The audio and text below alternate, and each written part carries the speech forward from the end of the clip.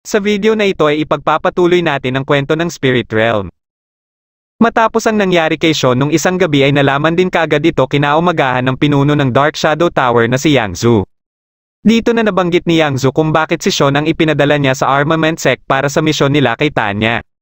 Ito ay dahil alam niyang masasawi sa misyon na ito si Sean at kung mangyari man iyon ay magkakaroon na sila ng rason na atakihin ang armament sect para kunwaring ipaghihiganti nila si Sean. Habang si Kenly naman ay kaagad ding kinulong dahil sa nagawa niya. Binisita siya ni Tanya para pasalamatan siya sa pagligtas niya sa mga ito. Ilang sandali lang ay dumating dito si Lanxi dahil gusto umano siyang makaharap ni Master Ying. Pagkadating nila sa bahay ni Master Ying ay nakita nila dito ang ipinadalang sugo mula sa Profound Heaven Alliance. Sinabi nito ang hiling ng alyansa na makuha si Kenly dahil sa ginawa nito kay Sean. Hindi naman ito sinang-ayunan ni Tanya dahil niligtas lang umano siya ni Kenly at alam din ni Master Ying na kahit wala si Kenly ay sasalakayin pa din sila ng alyansa kaya pinaligpit nito kay Lanxi ang sugo. Inatasan nito si Tanya na ibalik si Kenly sa kulungan at huwag hayaang makalabas kahit anong mangyari. Aalis na sana sila ni Lanxi ngunit dumating naman dito si Gao Yu para kunin si Kenly at itakas dahil nalaman din nito ang plano ng alyansa. Dahil dito ay sinabihan ito ni Lanxi na kailangan muna umano nitong makalampas sa kanya. Sinubukan naman ni Gao Yu na kalabanin si Lanxi ngunit palagi lang siyang napipigilan nito.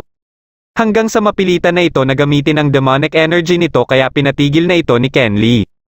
Nang ituro ni Lanxi ang sugo mula sa alyansa ay dito na napagtanto ni Gao Yu na walang balak ang armament sect na ibigay si Kenly sa mga ito at katapos ay pinasunod din ito ni Lanxi. Habang sila Jin naman ay nasa di kalayuan na pala at nalaman din nila kaagad ang nangyari sa kanilang sugo. Pinaniwala si Jin ng kanilang mga elders na nakikipagsabuatan umano ang armament sect sa mga evil race.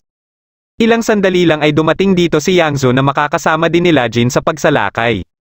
Nang hinanap ni Jin si Gio ay nabanggit ni Yang Zhu na may secret order umano si Elder Song kay Gio at sa Kisha clan na hindi naman alam ni Jin.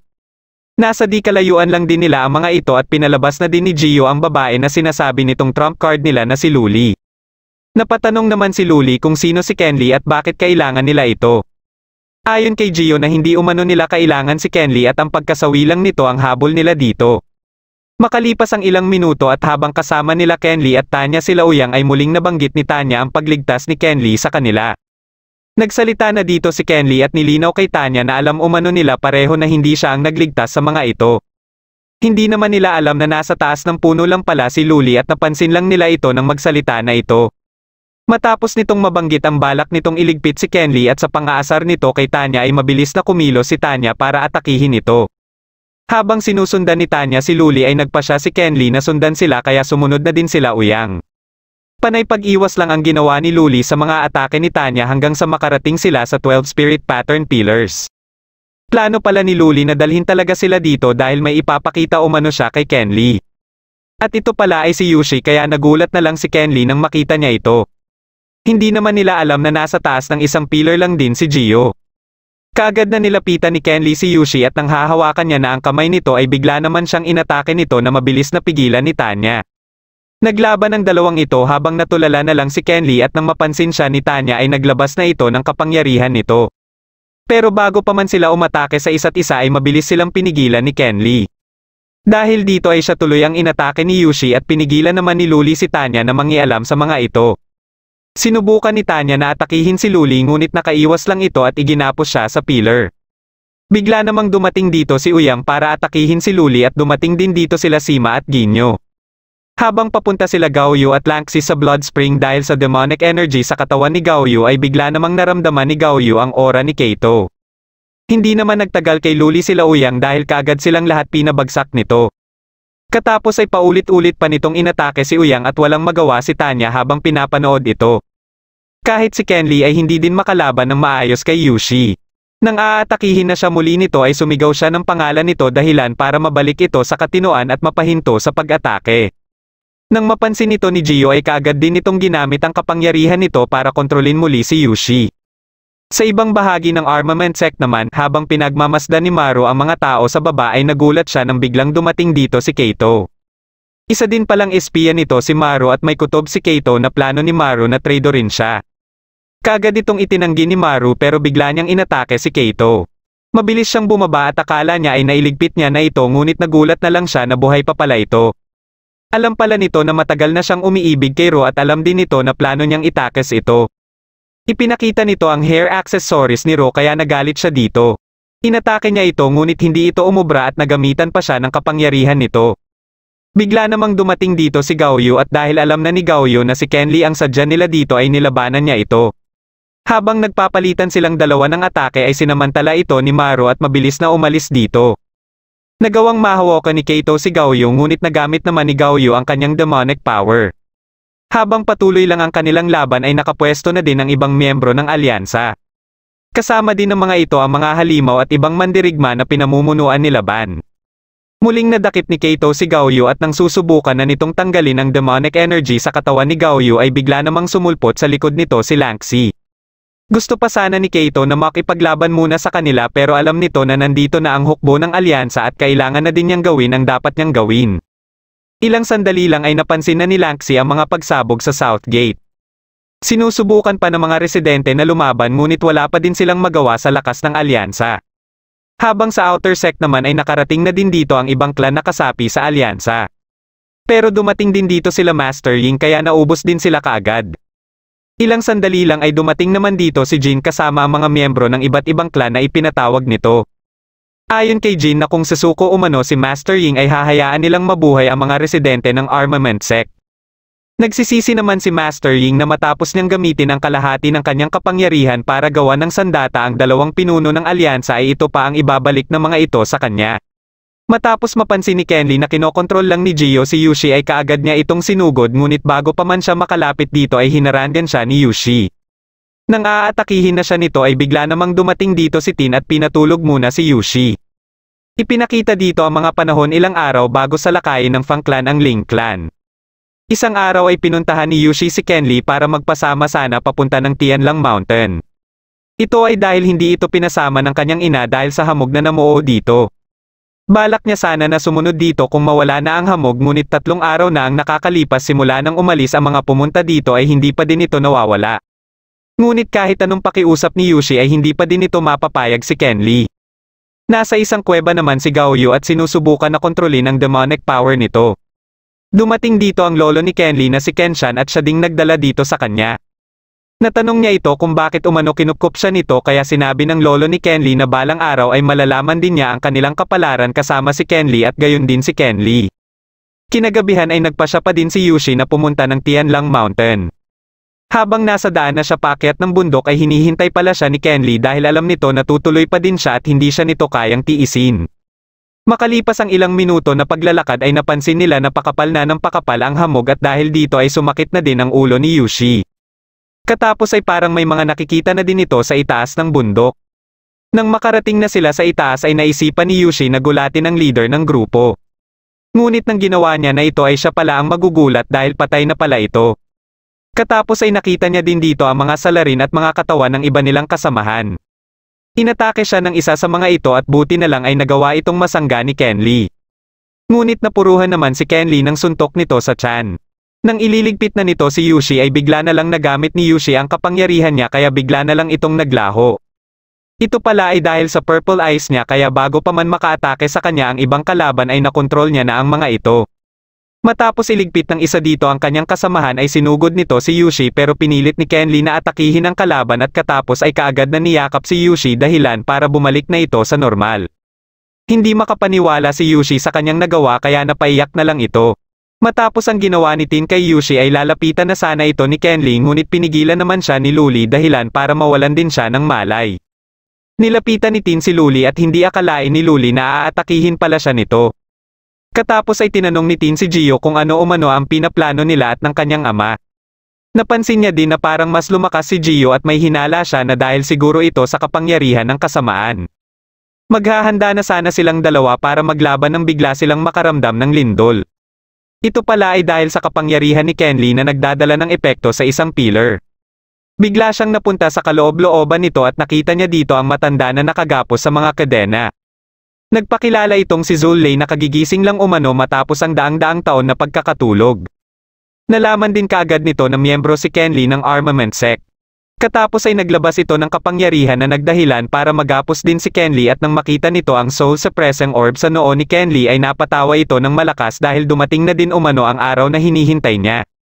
Gusto niyang kunin ang katawan ni Kenli kaya ginamit niya ang kanyang dugo para subukan na sisirin ang kaloob-looban nito ngunit hindi naman basta-basta nagpatalo si Kenli at nagawa din niyang masira ang mga kadena.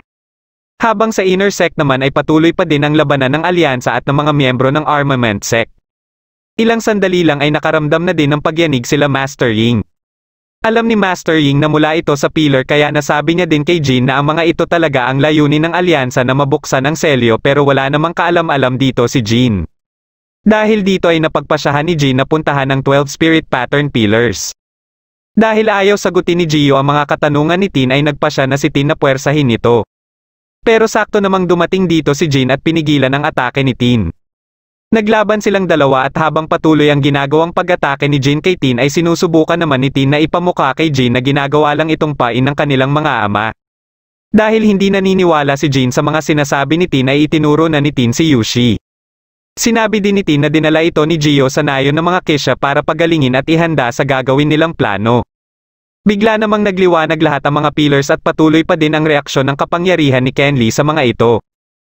Napansin na din ito nila Gao Yu at Lang Xi na kasalukuyang nakikipaglaban sa mga halimaw. Nang mapansin nito nila Master Ying ay hindi makapaniwala si Master Ying na sa kauna-unahang pagkakataon ng maitatag ang armament sect ay sabay-sabay na nagliwanag ang 12 spirit pillars. Dahil dito ay nakiusap si Elder Dong sa kanya na puntahan ito para tingnan mismo ang nangyayari dito. Pero ayaw naman ni Master Ying na iwan sila dito dahil sa dami ng mga kalaban.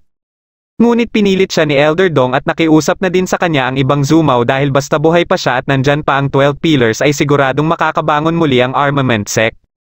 Dahil dito ay wala na siyang nagawa kundi pasalamatan na lang ang mga ito. Para hindi na makalampas dito ang mga kalaban at hindi masundan si Master Ying ay napagpasyahan nila Elder Dong na gamitin ang Blood Seal. Sinubukan itong basagan ni Yale ngunit nabali lang ang kanyang sandata. Nang mawala na ang liwanag sa mga pillars ay dito na tinanong ni Jin si Gio kung ano ba umano ang totoong nangyayari. Dito na nila narinig ang boses ni Kenli na nakabangon na pala at may gusto ding itanong kay Gio. Dahil naramdaman na ni Gio ang halaga ni Kenli ay aatakihin sana siya ni Luli ngunit bigla na lang may pumigil dito. Ito pala ay si Zolei na kaagad iniligpit si Luli matapos humingi ng permiso kay Kenli. Ilang minuto ang nakakaraan habang nasa loob pa ng pillar si Kenli ay nasira din pala ang mga kadena sa katawan ni Zolei dahilan para mas matuwa pa ito. Katapos ay sinubukan muli nito na kunin ang katawan ni Kenli gamit ang Soul Suppressing Orb. Ngunit nang makarating ito sa kinaroroonan ng isang katauhan ni Kenli ay kaagad itong nakatikim ng kidlat. Hindi makapaniwala si Zolei na may iba pang kaluluwa sa loob ng katawan ni Kenli. Ililigpit na sana ni Kenli si Zolei pero kaagad na nagmakaawa si Zolei na hayaan siyang mabuhay dahil makakatulong umano siya. Dahil kasalukuyan ding kailangan ng tulong ni Kenli ay pumayag ito sa alok ni Zolei basta kailangan nitong iwan ang kalahating kaluluwa nito sa Soul Suppressing Orb dahil kung gumawa ito ng kalokohan ay madali lang niya itong maililigpit. Pagkalabas ni Zolei ay formal nitong sinabi kay Kenli na sa mga oras na ito ay siya na umano ang master nito. Nang mabanggit ni Kenli na galing ng Zuxia sect si Zolei ay may naalala si Tin tungkol sa Land of Riot. Inutusan ni Kenli si Zolei na asikasuhin si Gio kaya dali-daling umalis si Gio ngunit nagawa pa din siyang madakip ni Zolei gamit ang Blood Dragon nito. Nagalit naman si Jin dahil hindi pa umano nasasagot ni Gio ang kanyang mga katanungan. Dito na nabanggit ni Zolei na kahit pa umano masawi ang isang tao basta nandyan pa ang kaluluwa nito ay kaya pa nitong mabuhay muli. Matapos itong marinig ni Kenli ay dito niya na naalala ang sitwasyon ni Yushi. Katapos ay ipinakita na ni Zolei ang kaluluwa ni Gio na nakuha niya na pwedeng sumagot sa mga gustong itanong ni Jin at hindi din umano ito magsisinungaling. Sinimulan ni Gio ang kanyang kwento 3 taon na ang nakakaraan nung marating na ni Elder Song ang sukdulan ng kanyang kapangyarihan at kahit anong gawin niya ay hindi na siya lumalakas. Dito na biglang nagpakita si Kaito at siyang tumulong kay Elder Song. Si Kaito din ang may gawa ng Dark Evil Fog sa Tianlang Mountain para kay Elder Song na natuklasan ng mga taga-Ling Clan kaya ipinaligpit sila. Dito na din na-demonized si Yushi sa kauna-unahang pagkakataon na nakita din ni Kaito. Dito na sinabi ni Kaito kay Elder Song ang naisip niyang plano na gamitin si Yushi para sa pinaplano nila na mabuksan ang selyo sa Nether at matuloy na ang pakikipagtulungan nila sa mga Horned Demon Warriors. Para magtagumpay ito ay kailangan nilang ubusin ang buong angkan ng Ling at gagamitin nila ang Fang Clan.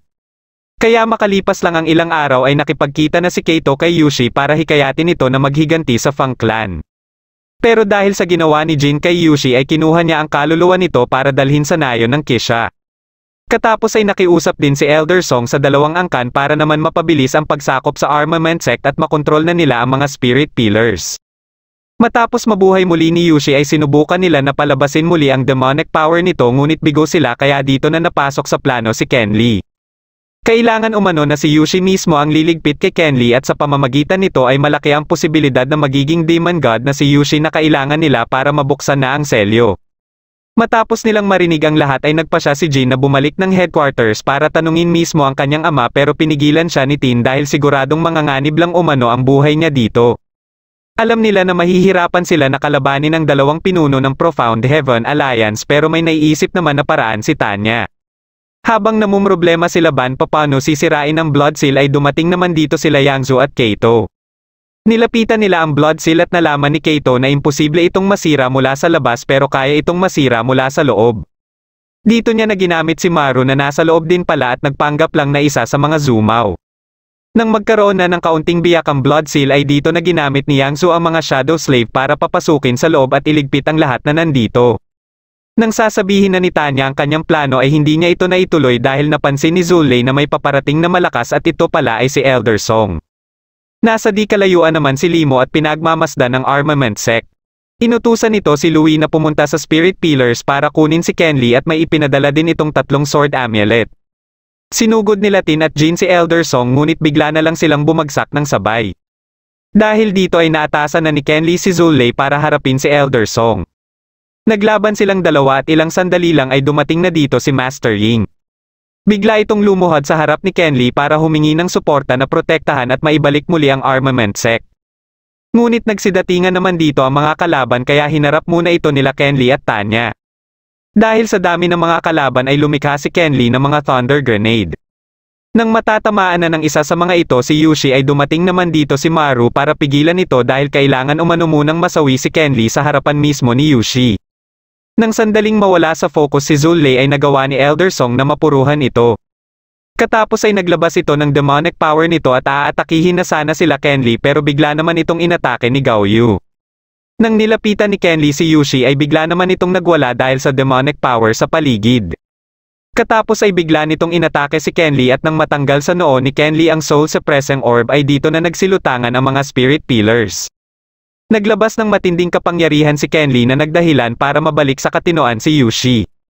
Dahil din dito ay tuluyan ng nabuksan ang portal ng Netherrealm dahilan para mahulog silang dalawa ni Yushi. Katapos ay dito na din dumating si Louie at nalaman nito na nahulog sa Netherrealm si Ken Lee. Nang magpalabas ng demonic power si Elder Song ay natawa lang si Louie dahil kailangan pa umano nitong gumamit ng evil energy para lang lumakas. Nasa di kalayuan naman sila Yangzu at Kaito na pinapanood ang nangyayari sa baba. Sinubukan nilang lahat na atakihin ng sabay-sabay si Louie ngunit pinigilan silang lahat ng alaga ni Limo. Katapos ay dumating na din dito si Limo para siya na umano mismo ang magkontrol ng sitwasyon. Dahil dito ay nagpa siya nang umalis si Kaito dahil nagpakita na umano si Limo at alam niya na ang mga susunod na mangyayari. Dahil wala pang balak si Elder Song na sumuko ay hinagisa na siya ng Heavenly Sword ni Limo. Kaya dito niya na nalaman ng mga taga Heavenly Sword Mountain sila Limo at dito na siya nagpa siya na sumuko na. Nang natanong na ni Limo kung nasaan si Ken Lee ay kaagad na sinabi ni Louie na patay na umano ito. Pero hindi naman naniniwala dito si Limo dahil walang basehan dito si Louie. Dito na natanong ni Louie kung bakit interesado si Limo kay Ken Lee at ayon naman kay Limo ay dahil naiiba si Ken Lee sa lahat. Habang nahuhulog sila Ken Lee at Yushi ay nakasalubong naman nila ang mga Horned Demon Warriors na pinamumunuan ni Belly. Nang aatakihin na sila ng mga tauhan ni Belly ay ginamit ni Ken Lee ang kanyang Terminator Profound Bomb. Sa lakas ng impact nito ay umabot pa ito sa taas kaya nakumpirma na nila na buhay pa talaga si Ken Lee. Pero sakto namang nakaakyat na sila Belly na kaagad hinanap si Elder Song. Ipinaalam din ni Limo kay Belly ang sitwasyon at nilapitan nito para paluhurin. Pagkababa nila Ken Lee ay bigla namang sumakit ang kanyang sugat. Dumating din dito si Tin at ipinaliwanag kay Ken Lee kung bakit nagre-react ang kanyang sugat dito. Ilang sandali lang ay napansin na nila ang napakadaming mga Horned Demon Warriors na nakapalibot sa kanila. Naisip ni Tin na bumalik muna sa taas para humingi ng tulong dahil sa kanilang tatlo ngayon ay siya ang mas mabilis. Pagkasugod ng mga Horned Demon Warriors ay kaagad na umalis si Tin kaya sinubukan muna nila Kenly at Yushi na kalabanin ang mga ito. Habang sa taas naman ay hindi pa din gusto ni Belly na sumuko kaya inatake na siya ni Limo at sinundan ng alaga nito kaya hindi na ito nakapalagpa. Walang balak si Limo na ubusin ang buong angkan ng mga demon dahil kailangan pa umano nila ang mga ito. Nagtaka dito sila Elder Song kaya dito na din nabanggit ni Limo na sa lugar nila ay sama-samang nabubuhay dito ang iba't ibang mga nilalang kasama ng mga tao. Pagkadating dito ni Tin ay kaagad itong humingi ng tulong kay Zulay. Bigla namang may umatake kina Yushi at Kenly na hindi nila nailagan sa sobrang bilis nito. Nang ililigpit na nito si Yushi ay pinilit ni Kenly na bumangon kaya nang makita nito ang wooden statue ay kaagad nitong tinanong si Kenly bakit nasa kanya ang bagay na ito. Nang binabawi na ni Kenly ang wooden statue ay dumating dito si Limo at sinabihan ang demon na galing ito kay Kenshan dahil siya ang apo ni Kenshan. Matapos itong marinig ng mga Horned Demons ay kaagad silang lumuhad kay Kenly at humingi ng tawad dahil hindi umano nila alam na apo siya ni Kenshan. Dito na din sinabi ni Limo na dati umanong iniligtas ni Kenshan ang buong angkan ng mga Horned Demons kaya pinuno ang tawag nila kay Kenshan. Ibinigay ni Limo kay Kenly ang Sword Amulet ng Heavenly Sword Mountain at katapos din itong bigyan sila Jin at Tin ay sinabihan sila na pumunta sa Land of Riot sa lalong madaling panahon. Sinunod naman nila ang sinabi ni Limo at kaagad silang bumiyahe. Makalipas ang ilang araw na biyahe ay nakarating na sila sa Land of Riot. Katulad ng sabi ni Limo ay magkakasamang naninirahan dito ang iba't ibang mga nilalang. Binalaan naman ni Tin si Kenly na mag-ingat dito dahil ibang-iba ang lugar na ito kumpara sa Chilon. Kaya napahanga ni Tin si Zulay na may alam ito tungkol sa Land of Riot. Dagdag pa ni Zulay na kung ikukumpara ang buhay dito sa Chilon ay masasabi mong isang paraiso ang Chilon. Meron din ditong 5 major sects at isa sa mga ito ay ang Heavenly Sword Mountain. Bigla namang may nangyaring pagsabog sa pinagdaungan nila at napansin ni Kenly na parang isang ripple flame ang teknik na iyon. Dito niya na naisip si Tanya at hindi nga siya nagkamali dito dahil kasalukuyan itong may nilalabanan na dalawang kalalakihan na gustong umagaw sa space ring nito. Pagkaatake ng isa dito ay biglang dumating dito si Kenly para pigilan ito. Nag-aalala pala si Tanya kay Kenly kaya sumunod ito dito. Pagkasugod ng kalaban ay si Zulay na ang sumangga dito. Mabilis na pinaandar ni Tin ang barko gamit ang 5 spiritual stones para mailayo sa isla ang mga kalaban. Alam ni Zulay na miyembro ng 10,000 Beast Mountain ang mga ito na isa sa 5 major sects at sa pamamagitan nito ay madali nilang maililigpit ang mga ito. Akala nila ay nakalusot na sila sa ginawa nila ngunit nakita ni Tin na may mga nakasunod na sa kanila. Nagpakita din dito si Louie at nang makilala nito si Kenly ay dito na nagsimulang mag-react ang soul suppressing orb sa noo nito. Katapos ay biglang nagpakita dito ang Sacred Corpse kaya kaagad na kumilos sila Louie para makipag-agawan dito. Nandito din ang mga miyembro ng Black Voodoo Cult na gustong harangan sila Louie pero madali lang silang natalo. Ngunit habang naglalaban-laban ang mga ito ay bigla naman silang inatake ng Sacred Corpse. Ilang sandali lang ay dumating naman dito ang mga Soul Realm experts na sila Duan, Talon at Puwei. Pinapanood lang muna nila na naglalaban-laban ang iba dahil kampante si Duan na wala din namang umanong makakapigil sa kanila. Ilang sandali lang ay muling nagliwanag ang Sacred Corpse at hinigop nito ang mga dugo ng mga nasa paligid nito. Nang nahihigop na din dito si Tanya ay mabilis na kumilos si Kenly para iligtas ito. Matagumpay itong naabutan ni Kenly ngunit nang pabalik na sana sila ay nahihigop pa din sila ng Sacred Corpse kaya iniligtas na sila nila Tin. Katapos ay naglabas naman ng flesh-filling tombstone ang Sacred Corpse kaya muli na namang kumilos ang iba't ibang grupo para naman kunin ito. Sumali na dito si Puwei kaya nagpasya na din si Talon na sumali dito. Muli na namang nag-react ang soul suppressing orb ni Kenly at gamit ito ay nahigop nito ang flesh-filling tombstone dahilan para mainis sa kanya si Louie. Mabilis na itinaboy ni Puwei ang iba at katapos ay inatake naman nito si Tin. Ginamit ni Tanya ang kanyang ripple flame na ikinagulat naman ni Talon.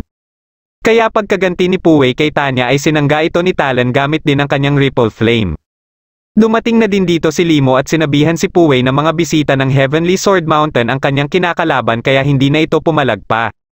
Katapos ay ipinaalam din ito sa iba ang nalalapit na pagsasara ng teleportation gate papunta ng Hidden Realm at sa mga gustong maging parte ng trial dito ay pinayuhan niya na pumasok na dito sa lalong madaling panahon.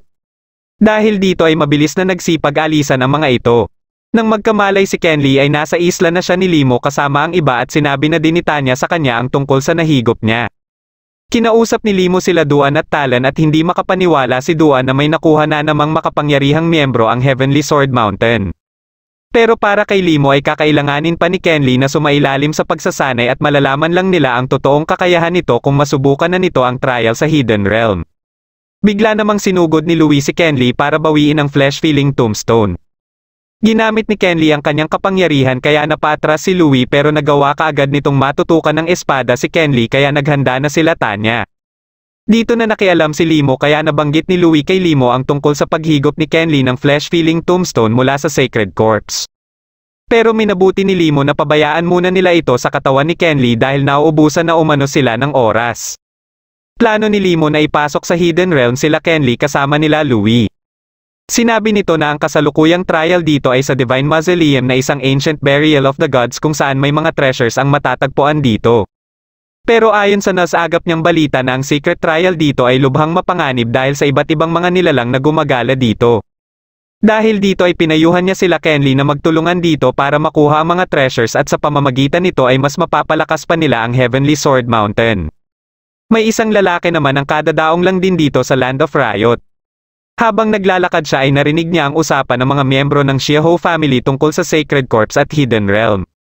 Nagpa siya ang mga ito na uminom muna bago umano sila pumasok ng Hidden Realm kaya sumunod din dito ang lalaki. Pagkalapag ng kanilang in-order ay niyaya ng isa sa mga ito ang babaeng waitress na makipag-inuman sa kanila. Nang ipinakita nito ang jade pendant na simbolo ng kanilang pamilya at siyang magsisilbing teleportation badge para makapasok sa Hidden Realm ay napansin din ito ng lalaki na sumunod sa kanila na si Sean pala na buhay pa. Pagkalabas ng mga ito ay nagpatuloy lang sa pagsunod si Sean hanggang sa mahiwalay ang isa sa mga ito at ito na ang sinundan niya. Napansin niya si Gaoyu na nandito din pala sa Land of Riot at parang sinusundan siya kaya hinarap niya ito. Dito niya na nalaman na sinusundan din pala ni Gaoyu ang sinusundan niya dahil pakay din ito ang jade pendant. Dahil wala sa kanila ang ayaw magpatalo ay napilitan sila na maglaban. Nang mapansin sila ng kanilang sinusundan ay inatake ito ni Gaoyu kaya sila naman ang naglaban. Habang patuloy ang pag-atake dito ni Gaoyu ay nakita na ni Sean ang jade pendant kaya kumilos na ito para subukan na agawin ito. Pero kahit dalawa na sila na sabay umatake ay hindi pa din nila ito matalo. Hanggang sa mapunta sila sa tulay at dito na sila nagkaroon ng pagkakataon na matalo ito. Ngunit ang problema naman nila ngayon ay kung sino ang may karapatan na kumuha ng jade pendant. Dito na nabanggit ni Gaoyu na may kaibigan siya na hinahanap at alam niya na sa Hidden Realm niya ito makikita. Nakaisip ng paraan si Sean at ito ay pagtulungan muli nila na makakuha pa ng isa pang jade pendant dahil alam niya na mga lasing din ang iba na may hawak nito.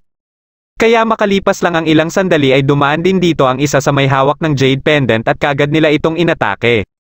Katulad ng estratehiya na ginamit nila kanina ay ito din ang ginamit nila para matalo ito. Dahil dito ay parehas na silang may jade pendant at nagpa siya na maghiwalay na. Kaagad na pinuntahan ni Gaoyu ang teleportation gate at matapos niyang makapasok sa pangalawang teleportation gate ay napunta na siya sa Divine Mausoleum. Habang iniisip niya kung saan niya hahanapin si Kenly ay may bigla ding dumating dito. Pumunta na din sila Kenly sa teleportation gate ng Heavenly Sword Mountain para maghanda sa kanilang pagpasok. Nagbigay ng kaunting payo si Limo kay Louie tungkol sa nakikita nito na tanging kulang kay Louie. Alam nito na isang magandang pagkakataon ang pagsasama nila ni Kenly para matuklasan ni Louie ang kakulangan sa kanya. Bukod pa dito ay siguradong darating ang oras na kakailanganin niya din umano si Kenly. Gusto din sana ni Tanya na sumama kay Kenly ngunit ayon kay Limo ay tanging mga parte lang ng Heavenly Sword Mountain ang makakapasok sa teleportation gate. Dahil dito ay ibinigay na lang ni Tanya kay Kenly ang space ring na suot-suot niya dahil marami umano siyang inilagay dito. Pagkapasok ni Kenly sa teleportation gate ay nilapitan ni Duan si Limo at dito niya na nalaman ang pamilya na kinabibilangan ni Kenly. Habang nasa space of transversion na sila Kenly ay kinausap siya ni Zulay.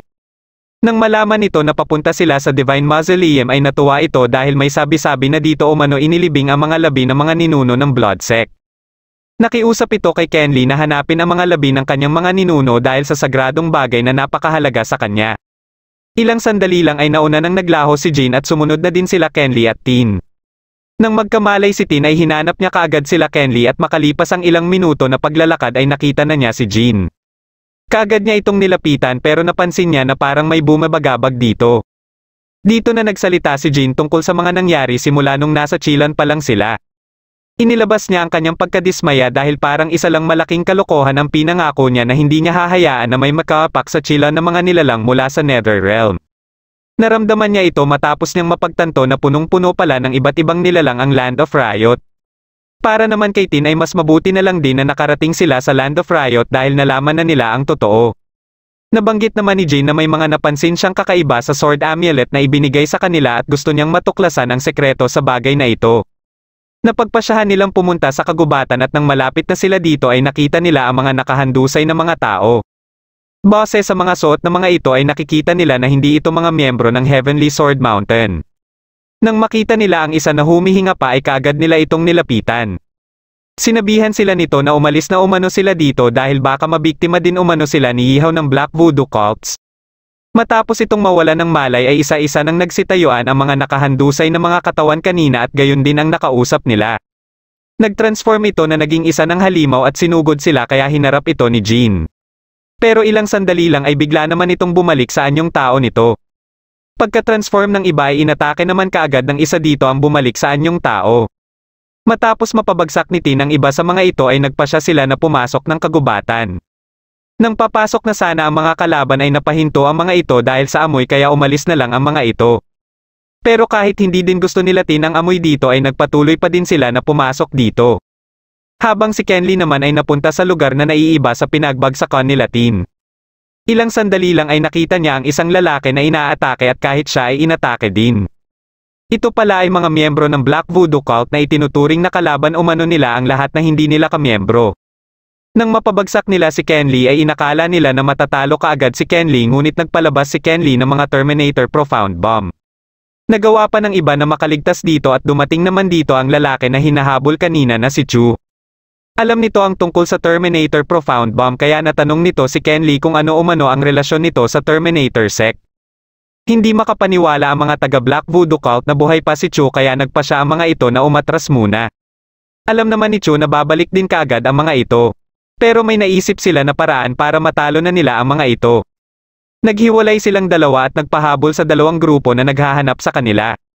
Ilang sandali lang ay nagkasalubong na sila at mabilis na napalibutan ng mga kalaban. Pagkasugod ng mga ito ay dito na lumikha ng barrier si Chu at kaagad na inactivate ni Kenly ang mga Terminator Profound Bomb na itinanim niya. Dahil dito ay matagumpay na nilang natalo ang mga kalaban. Ngunit bigla naman silang nakaramdam ng lindol at nang gumuho ang parte ng malaking bato na nasa harapan nila ay may malaking mata ang sumilip dito.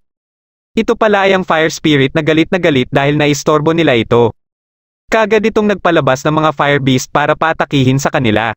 Nilabanan nila ang mga ito at makalipas ang ilang minuto ay nagawa nilang matalo lahat ang mga ito.